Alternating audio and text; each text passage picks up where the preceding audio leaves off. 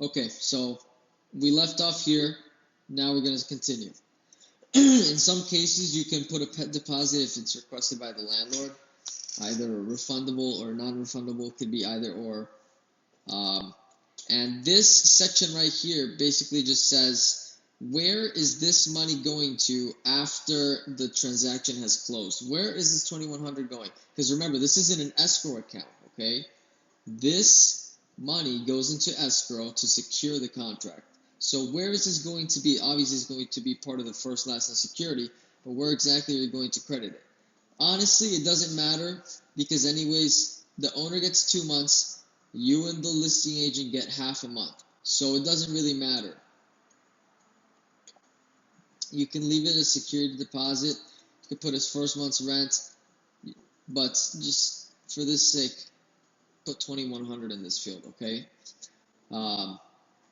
Now here, you're going to add up the total of the 12 months. So in this case, it'll be 2,100 times 12 would be 24,000 plus 1,200, that's 25,200.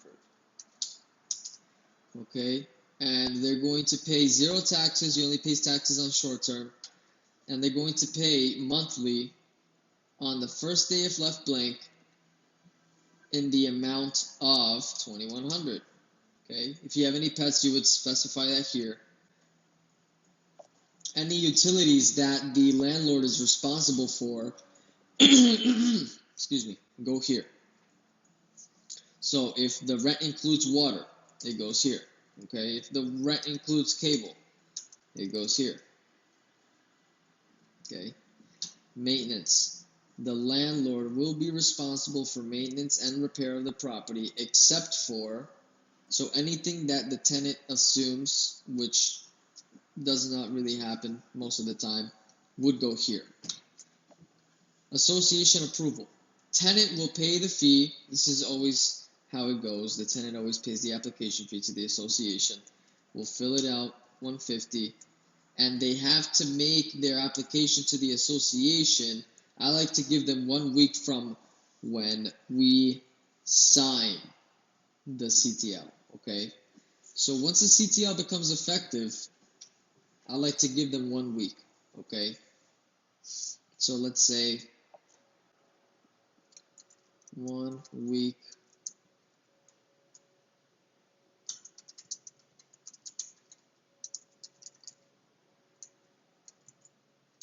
Usually there's a date that pops up. I don't know why it's bugging out, but the calendar should drop down and you're just going to want to select a week after the day that you're preparing it, okay? Any additional or special terms, for example, I had an agent ask me, what do we do if the tenant is requesting for a deep cleaning? You go ahead and you put this in the contract, in the CTL. Landlord will professionally clean property before move-in. Boom.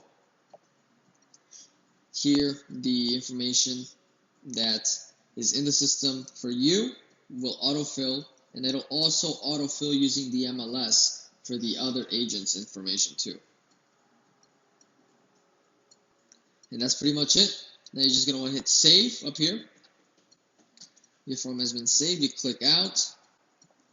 Now, I want you to take very close note of this. If this is your first offer with this client, with this particular client, you're going to want to select, obviously, the contract to lease, but also the 2 forms required by Casalina, okay?